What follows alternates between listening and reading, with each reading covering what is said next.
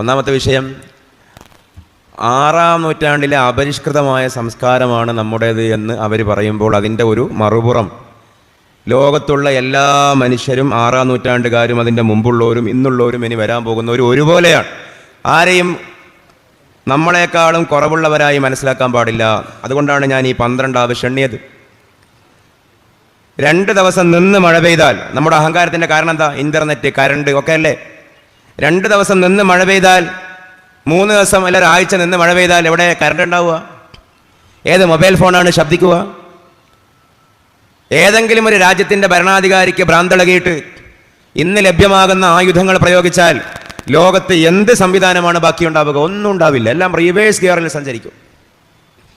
അപ്പം മനുഷ്യർ, പ്രാകൃത മനുഷ്യന്മാർ എന്ന് ഇവർ പരിഹസിക്കുന്ന രീതിയിലേക്ക് മാറാൻ 2 ദിവസം നിന്ന് മഴ പെയ്താൽ മതി. ബ്രെഡിന് വേണ്ടി ക്യൂ നിൽക്കും, വിയർത്ത് മണത്തിട്ട് സ്വയം പഴിക്കും, വായ നാറിയിട്ട് നിൽക്കാൻ കഴിയൂല. AC റൂമിലല്ലാതെ ഞാൻ കിടക്കൂല എന്ന് പറയുന്ന ആളൊക്കെ ഏതെങ്കിലും കടകമ്പോളത്തിൻ്റെ വരാന്തയിൽ പോയി കിടക്കും. ചേരിയിലെ ചേറ് ചോറാക്കി തന്നു. 2 ദിവസം നിന്ന് മഴ പെയ്താൽ മതി. എനിക്ക് ഉറങ്ങണം, എൻ്റെ വീട്ടിൽ തന്നെ എത്തണം എന്നല്ല ടൈറ്റ് പറയുന്ന അയാള് ആരാ എൻ്റെ ഊരേമ കൂര വെക്കും. റിവേഴ്സ് ഗിയറിൽ വരും. പ്രാചീന മനുഷ്യർ, ആധുനിക മനുഷ്യർ എന്ന് പറയുന്ന ക്ലാസിഫിക്കേഷൻ ശരിയല്ല. മനുഷ്യരേ ഉള്ളൂ. വലക്കത് കറംനാ ബനീ ആദം. എല്ലാ മനുഷ്യരും ഒരുപോലെയാണ്. ഈ ചാനൽ ചർച്ചയിൽ പോയാലും ഇതേപോലെയുള്ള സംവാദങ്ങൾ അവരുമായി നടത്താൻ പോയാലും അവർ കൊണ്ടുവെക്കുന്ന ഒരു ക്ലാസിഫിക്കേഷനാണ് ആധുനിക മനുഷ്യരോട് ചേരാത്തതാണ് ഇതൊക്കെ എന്ന്. എന്താണ് ഈ ആധുനിക മനുഷ്യൻ? അവർ വിശദമാക്കി തരണം. ആധുനിക മനുഷ്യന് പ്രാചീന മനുഷ്യനില്ലാത്ത എന്തെങ്കിലും കൂടുതലുണ്ടോ? ഉറക്കം തൂങ്ങിയോ ഉറങ്ങാതിരിക്കുവോ? മൂത്രയിക്കാൻ മുട്ടിയാൽ സ്വിച്ചിട്ട ഹാവിയായി പോവോ? ദാഹിക്കുമ്പോൾ വെള്ളം കുടിക്കാതിരിക്കാൻ വേറെ ടെക്നോളജി ഉണ്ടോ? വലിയ എക്സിക്യൂട്ടീവ് വൈറ്റ് കോളാർ ലുക്കിൽ വരുന്ന ആളാണ്. പള്ളിയിലെത്തും കതച്ച്. എന്താ, ഞാൻ ആരെയും അങ്ങനെ പറയുകയല്ല. എവിടെയാണ് മുഅദ്ദിന്റെ ഖത്തീബിന്റെ റൂം? എന്തിനാണെന്നറിയോ? ബാത്റൂമിന്റെ ചാവിക്ക്. അതിന് മുമ്പ് അവിടെ മുണ്ടാത്ത ആളാണ്. പക്ഷെ ഇവിടെ നിന്ന് മുട്ടിയപ്പോൾ പിന്നെ ബാത്റൂമിൽ എത്തിയേ അടങ്ങൂ. എല്ലാ ഇറ്റിക്കുറ്റിയും മറന്നു. പിന്നെ ഒരു ബക്കറ്റിൽ വെള്ളവും പാട്ടയായിട്ട് ഓട്ടാണ്. മനുഷ്യന്റെ ആവശ്യം അന്നും ഇന്നും ഒന്നാണ്. വീട്, പാർപ്പിടം, ലൈംഗികത ഒന്നും മാറുന്നില്ല. അപ്പൊ അതുകൊണ്ടാണ് വിശുദ്ധ ഖുർആനും പ്രവാചകനും സാർവജനീനമാകുന്നത്. ഇനി ആ വിശുദ്ധ ഖുർആൻ സാർവജനീനമാണ് എന്നുള്ള വാദം ശരിയാണോ തെറ്റാണോ എന്ന് ഇന്ന് ചർച്ച നടക്കുന്ന ചില മേഖലകളിലൂടെ നമുക്ക് പോകാം. ഇപ്പൊ കഴിഞ്ഞ ആഴ്ചകളിൽ കേരളം, മലബാറൊക്കെ, ഇങ്ങോട്ട് എനിക്കറിയില്ല, വല്ലാതെ ചർച്ച ചെയ്ത ആ കാര്യമാണ് ഒരു അച്ഛൻ പ്രസവിച്ച വിഷയം. ട്രാൻസ് മാനായ ഒരു വ്യക്തിയുടെ പേര് പറയൽ ശരിയല്ല, ഒരു ആൾ പ്രസവിച്ചു. അപ്പോൾ ശാസ്ത്രത്തിൻ്റെ വിജയം, പൗരോഹിത്യത്തിൻ്റെ പരാജയം, പല വ്യാഖ്യാനവും വന്നു. എന്താണ് എനിക്കതിന് തോന്നുന്നു, ചില ആളുകൾ ഈ വിഷയം തീരെ കേട്ടിട്ടില്ലെങ്കിൽ എനിക്കതിൻ്റെ തുടക്കം മുതലേ പറയാൻ നല്ലതെന്ന് തോന്നുന്നു. എന്താണ് ഇവർ പറയുന്ന അടിസ്ഥാനപരമായ ആർഗ്യുമെൻ്റ് എന്താണെന്നറിയോ? നമ്മളൊക്കെ പണ്ടേ സ്ത്രീ പുരുഷൻ എന്ന് പറഞ്ഞാൽ ആരാണെന്ന് മനസ്സിലാക്കുന്ന രൂപമുണ്ട്. എന്താ, ഒരാളെങ്ങനെയാണ് പുരുഷനാകുന്നത്, ഒരാളെങ്ങനെയാണ് സ്ത്രീയാകുന്നത്? ഞാൻ വളരെ എന്നെക്കൊണ്ട് പറ്റുന്ന മാക്സിമം ലളിതമായിട്ടാണ് പറയുന്നത്. നമ്മുടെ ഭാര്യയോ നമ്മുടെ പെങ്ങളോ ഉമ്മയോ കുടുംബക്കാരിയോ പ്രസവിക്കാൻ വേണ്ടി ലേബർ റൂമിൽ പോയി കുറേ നേരം വെയിറ്റ് ചെയ്താൽ ഒരു കുട്ടിയെയുമായിട്ട് നഴ്സ് വരും, അല്ലെ ഡോക്ടറോ ആരാന്ന് വെച്ചാൽ വരും. എന്നിട്ട് പറയും, ദാ നിങ്ങളുടെ കുട്ടി ഇതാണ്, ഇത് പെൺകുട്ടിയാണ് അല്ലെ ആൺകുട്ടിയാണ്. നമ്മളിങ്ങനെ നോക്കും, അതെ ശരി, ഇത് ആൺകുട്ടിയാണ് അല്ലെങ്കിൽ പെൺകുട്ടിയാണ്. നമ്മൾ വീട്ടിലേക്ക് വിളിച്ച് പറയും, ദാ പ്രസവിച്ചിരിക്കുന്നു, കുട്ടി ആണാണോ കുട്ടി പെണ്ണാണോ, കുട്ടി പെണ്ണാണ് കുട്ടി ആണാണ്. പുതിയ കാലത്ത് നമ്മൾ ഫേസ്ബുക്കിലേക്കോ വാട്സാപ്പിലേക്കോ പോകും, സ്റ്റാറ്റസ് വെക്കും, അൽഹംദുലില്ലാ blessed with a baby girl or boy, laddu മുട്ടായി ലഹളം ബഹള ഒക്കെ ശരി തന്നെ. എൻ്റെ ലളിതമായൊരു ചോദ്യം, ഈ ന്യൂ ബോൺ ബേബി, ഈ നവജാത ശിശു ആണാണ് അല്ലെങ്കിൽ പെണ്ണാണ് എന്ന് ഈ ഡോക്ടർ അല്ലെ നഴ്സ് അല്ലെ നമ്മൾ എന്തിൻ്റെ അടിസ്ഥാനത്തിലാണ് വിലയിരുത്തിയത്? അത് കൂടുതൽ ചിന്തിക്കാനൊന്നും ഇല്ലല്ലോ. അത് മൂത്രമൊഴിക്കുന്ന അവയവം നോക്കിയിട്ടാണ്, അനാട്ടമിക്കൽ സെക്ഷൽ ഓർഗാൻ നോക്കിയിട്ടാണ് ആണാണോ പെണ്ണാണോ തീരുമാനിച്ചത്. മൂത്രമൊഴിക്കുന്ന അവയവം ഇങ്ങനെയുള്ളതാണെങ്കിൽ ആണാണ്, ഇങ്ങനെയൊക്കെ ഉള്ളതാണെങ്കിൽ പെണ്ണാണ്. ഇത് മനുഷ്യനുണ്ടായത് മുതൽ ഏകദേശം 1960 വരെ ലോകം മുഴുവനും അംഗീകരിച്ചത് അങ്ങനെയാണെന്നാണ്. പക്ഷേ അതിനുശേഷം നമ്മൾ ഇന്ന് അലങ്കരിച്ചിട്ട് ജെൻഡർ പൊളിറ്റിക്സ് എന്നൊക്കെ പറയുന്ന ചില മൂവ്മെൻറ്റുകൾ വന്നു. അതിൻ്റെയൊക്കെ പിന്നാമ്പുറങ്ങൾ പറയാൻ നമുക്ക് സമയമില്ല, ആവശ്യമുണ്ടെങ്കിൽ പറയാം. ഈ ജെൻഡർ പൊളിറ്റീഷ്യൻസ് എന്നൊക്കെ പറയുന്ന, അവരങ്ങനെ ജെൻഡർ പൊളിറ്റീഷ്യൻസ് ഒന്നുമല്ല, അങ്ങനെ പറയപ്പെടുന്ന ആ കക്ഷികൾ മുന്നോട്ട് വെക്കുന്ന ഒരു വാദം എന്താ? മുന്നോട്ട് വെക്കുന്ന വാദം, മൂത്രമൊഴിക്കുന്ന അവയവം നോക്കിയിട്ട് ആണാണോ പെണ്ണാണോ എന്ന് തീരുമാനിക്കാൻ പറ്റില്ല. ആൺ പെൺ, സ്ത്രീ പുരുഷൻ, ഇതിൻ്റെ ഇംഗ്ലീഷ് സെക്സ് എന്നല്ല, മറിച്ച് ജെൻഡർ എന്നുള്ളതാണ് അതിനെ വ്യവഹരിക്കുന്ന ടെക്നിക്കൽ ടേം. അപ്പം മൂത്രമൊഴിക്കുന്ന അവയവം നോക്കിയിട്ട് സെക്സ് തീരുമാനിച്ചോ, മറിച്ച് ആണോ പെണ്ണോ എന്ന് തീരുമാനിക്കേണ്ടത് ജെൻഡർ നോക്കിയിട്ടാണ്. ഇതാണേ വാദം. അപ്പം ചിലർക്ക് തോന്നും എന്താണ് ഈ സെക്സും ജെൻഡറും തമ്മിലുള്ള വ്യത്യാസം? സെക്സും ജെൻഡറും തമ്മിലുള്ള വ്യത്യാസം അവരുടെ വാദമാണ് കേട്ടോ, ഞാൻ പറയുന്നത് നമ്മുടെ വാദമല്ല. അവർ പറയുന്നത് ശരീരത്തിൻ്റെ സ്വഭാവം നോക്കിയിട്ട് മൂത്രമൊഴിക്കുന്ന ലിംഗമാണുള്ളതെങ്കിൽ അത് പുരുഷനാണ്. ശരീരത്തിൻ്റെ അവയവം നോക്കിയിട്ട് ലിംഗമല്ല അവിടെയുള്ളത് വജീനയാണെങ്കിൽ, ആ ഓവറി സിസ്റ്റമാണെങ്കിൽ, യൂറിനറി സിസ്റ്റമാണെങ്കിൽ അത് പെണ്ണാണ്. അത് സെക്സ് മാത്രമാണ്. ജെൻഡർ എന്ന് പറയുന്നത് അതുമായി യാതൊരു ബന്ധവുമില്ല. ജെൻഡർ എന്ന് പറയുന്നത് മാനസികമായ തോന്നലാണ്. മാനസികമായ തോന്നൽ എന്ന് പറഞ്ഞാൽ ലിംഗമുള്ള ഒരു വ്യക്തിക്ക് ഒരു പക്ഷേ തോന്നാം ഞാൻ പെണ്ണാണെന്ന്. പെണ്ണിൻ്റെ അവയവമുള്ള, പ്രജനനാവയവവും മൂത്രാശയവുമുള്ള, ഗർഭാശയവുമുള്ള ഒരു ഉടലിന് തോന്നാം, വ്യക്തിക്ക് തോന്നാം ഞാൻ ആണാണെന്ന്. അങ്ങനെയാണെങ്കിൽ പുരുഷ ലൈംഗികാവയവം എന്ന് സമൂഹം വിലയിരുത്തുന്ന അവയവമുള്ളവർക്ക് പെണ്ണാവാനും, സ്ത്രീ ലൈംഗികാവയവം എന്ന് സമൂഹം വിലയിരുത്തുന്ന അവയവഘടനയുള്ള വ്യക്തിക്ക് ആണാവാനുമുള്ള സ്വാതന്ത്ര്യം അനുവദിച്ചു കൊടുക്കണം. അതിനു വേണ്ടി ഒരു നിശ്ചിത ഏജ് വരെ ഒരു വ്യക്തിയും സ്ത്രീയുമല്ല പുരുഷനുമല്ല, ഒരു നിശ്ചിത ഏജ് വരെ ഒരു വ്യക്തിയുടെയും ജെൻഡർ തീരുമാനിക്കരുത്, ന്യൂട്രലായിട്ട് വെക്കണം. അതിൻ്റെ പേരാണ് ജെൻഡർ ന്യൂട്രാലിറ്റി. ഇനി ഞാൻ നിങ്ങളോട് എന്താണ് ജെൻഡർ ന്യൂട്രാലിറ്റി എന്ന് വെച്ചാൽ നിങ്ങൾ പറഞ്ഞു തരണം. അറിയാത്ത ആളുകൾ, നേരത്തെ അറിയുന്ന ആളുകളാണെങ്കിൽ അഫുവൻ, അറിയാത്ത ആളുകളെയും കൂടി പരിഗണിച്ച് പോകാനേ പറ്റുള്ളൂ. എന്താ പറയുന്നത്? ഒരു നിശ്ചിത ഏജ് വരെ ആരും ആണുമല്ല ആരും പെണ്ണുമല്ല. എന്തുകൊണ്ടാണ് അങ്ങനെ പറയുന്നതെന്നറിയോ? ചിലപ്പോൾ ആണുങ്ങൾ അവയവുള്ളവർക്ക് പെണ്ണാകാൻ ആഗ്രഹം ഉണ്ടാവുമല്ലോ, പെണ്ണിൻ്റെ അവയവുള്ളവർക്ക് ആണാകാനും ആഗ്രഹം ഉണ്ടാവുമല്ലോ. അപ്പം അതും കൂടി നമ്മൾ പരിഗണിക്കണ്ടേ? അപ്പം നമുക്കൊരു കാര്യം ചെയ്യാം. ഇന്ത്യയിൽ ഇപ്പോൾ 18 വയസ്സാണ്. 18 വയസ്സ് വരെ ആരെക്കുറിച്ചും ആണെന്നും പെണ്ണെന്നും പറയണ്ട. നമ്മൾ ഈ പഴയ ഓട്ടോമാറ്റിക് ഗിയർ അല്ലെങ്കിൽ എന്താ പറയുക, പഴയ മാനുവൽ ഗിയർ ആണെങ്കിൽ ന്യൂട്രൽ ഗിയർ ഉണ്ടല്ലോ കാറിൽ, മുമ്പോട്ട് പോകാൻ ഫസ്റ്റിൽ വെക്കും, ബാക്കോട്ട് വരാൻ റിവേഴ്സിലേക്ക് കൊണ്ടുവരും, ഇനി അവിടെ തന്നെ വെക്കുന്നതാണ് ഒരു ന്യൂട്രൽ ഗിയർ ഉണ്ടല്ലോ എന്ന് പറഞ്ഞ പോലെ ആണെന്നും പറയണ്ട പെണ്ണെന്നും പറയണ്ട. 18 വയസ്സ് വരെ നടുവിൽ നിൽക്കട്ടെ. ന്യൂട്രൽ ജെൻഡർ ന്യൂട്രാലിറ്റി അത് ഈ 18 വയസ്സിലാണ് ഇന്ത്യയിൽ തീരുമാനിക്കുന്നത് പിന്നെ എങ്ങോട്ട് പോകണം എന്നുള്ളത്.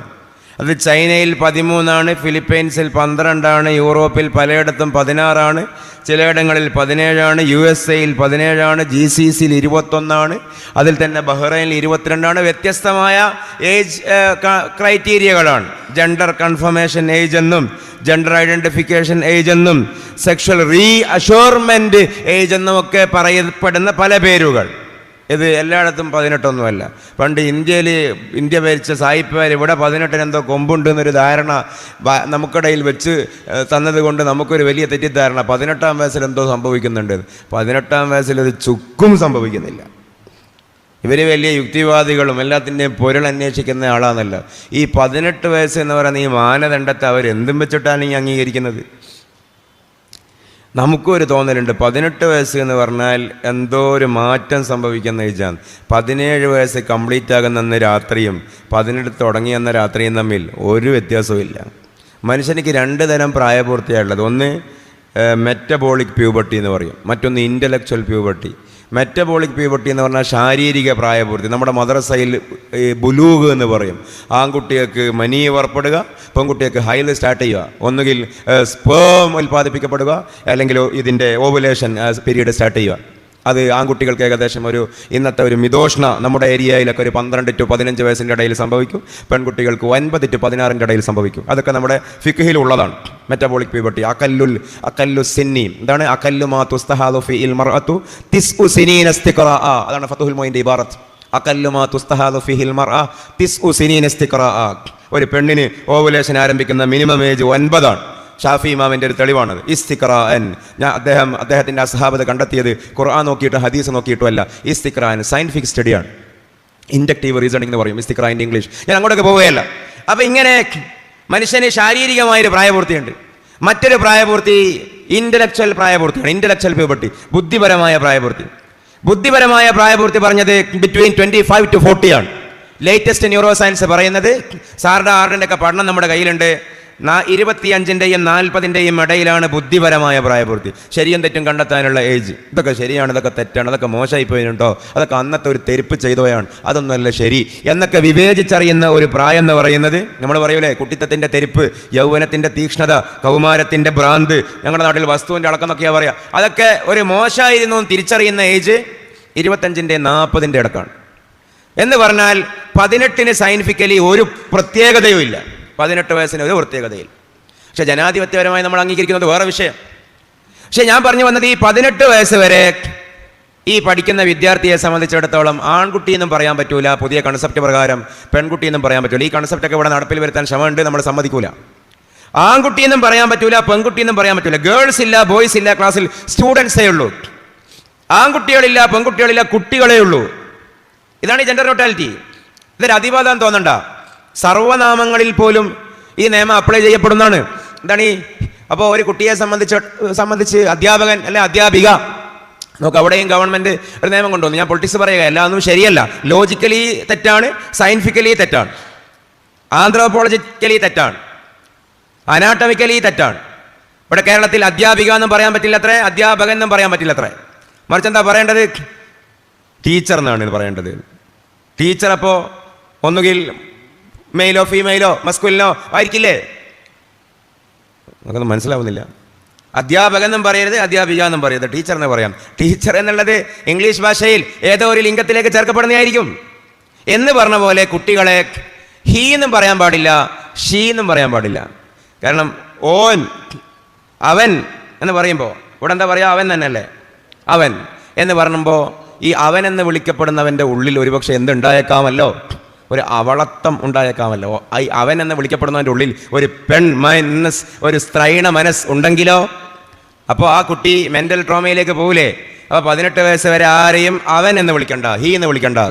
18 വയസ്സ് വരെ ആരെയും ഷീ, അവൾ എന്ന് വിളിക്കണ്ട. കാരണം ഈ അവൾ എന്ന് വിളിക്കപ്പെടുന്ന ശരീരത്തിൻ്റെ ഉള്ളിൽ ഒരു അവനത്വം ഉണ്ടെങ്കിലോ, ഒരു ഹീനസ് ഉണ്ടെങ്കിലോ, ഒരു പൗരുഷ മനസ് ഉണ്ടെങ്കിലോ അത് ആ കക്ഷിയെ മെൻ്റൽ ട്രോമയിൽ അകപ്പെടുത്തുന്ന പ്രസ്താവനയാകും.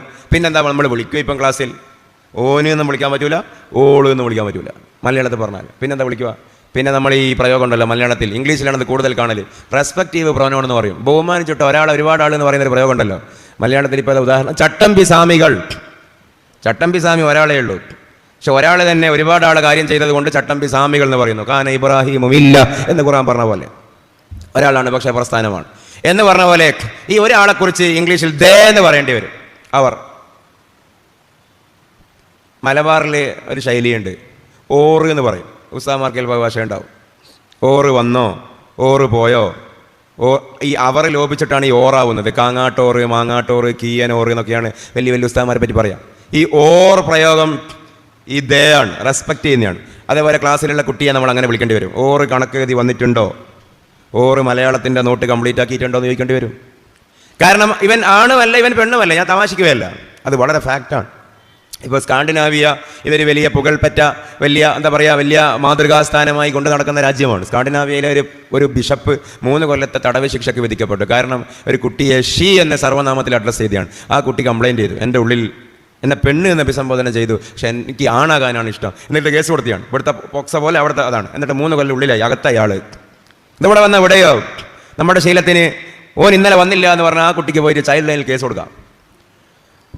അപ്പോൾ ഞാൻ എൻ്റെ വിഷയം ഷോർട്ടാക്കുകയാണ്. ഇങ്ങനെ 18 വയസ്സ് വരെ അവനുമല്ല, അവളുമല്ല, ആണുമല്ല, പെണ്ണുമല്ല, കേവലം ന്യൂട്രലാണ് ജെൻഡർ എന്ന് പറയുന്ന കൺസെപ്റ്റിനാണ് ജെൻഡർ ന്യൂട്രാലിറ്റി എന്ന് പറയുന്നത്. എന്നിട്ടിപ്പോൾ 18 വയസ്സായി. 18 വയസ്സായാൽ ഈ കുട്ടിക്ക് 2 ഓപ്ഷൻ. ഇതിവിടെ നടപ്പിൽ വന്നിട്ടില്ല കേട്ടോ. എന്തുകൊണ്ടാണ് സമസ്തയെ പോലെയുള്ള SYSനെ പോലെയുള്ള സംഘടനകളും പ്രസ്ഥാനങ്ങളും ഇതിനെതിര് എന്നുള്ള ബോധവൽക്കരണമാണ് ഇവിടെ നടക്കുന്നത്. 18 വയസ്സായിട്ട് ഈ കുട്ടി ഇങ്ങനെ ചിന്തിക്കും, എനിക്കിപ്പോൾ ആണാകലാണോ നല്ലത്, അതല്ല പെണ്ണാകലാണോ നല്ലത്? ഈ ഓപ്ഷനാണ്. അപ്പം ചില കുട്ടികൾക്ക് തോന്നും ആൺകുട്ടി ആവലാണ് അടിപൊളി. കാരണം എന്താ? എപ്പോഴും ഇറങ്ങിപ്പോകാം, എപ്പോഴും കയറി വരാം, കളി കാണാൻ പോകാം, കളിക്കാൻ പോകാം, വഴക്കില്ല, വക്കാണയില്ല, മൊത്തത്തിലൊരു ഫ്രീഡം കൂടുതലാണ്.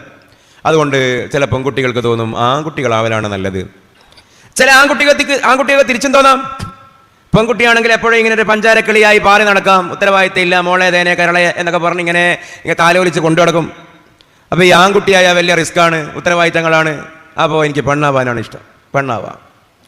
ഇങ്ങനെ അങ്ങോട്ടും ഇങ്ങോട്ടും മാറാവുന്ന ഒരു ഫ്ലെക്സിബിലിറ്റി ജെൻഡറിൻ്റെ ഇടയിൽ ഉണ്ട് എന്നാണ് അവർ സ്ഥാപിക്കാൻ ശ്രമിക്കുന്നത്.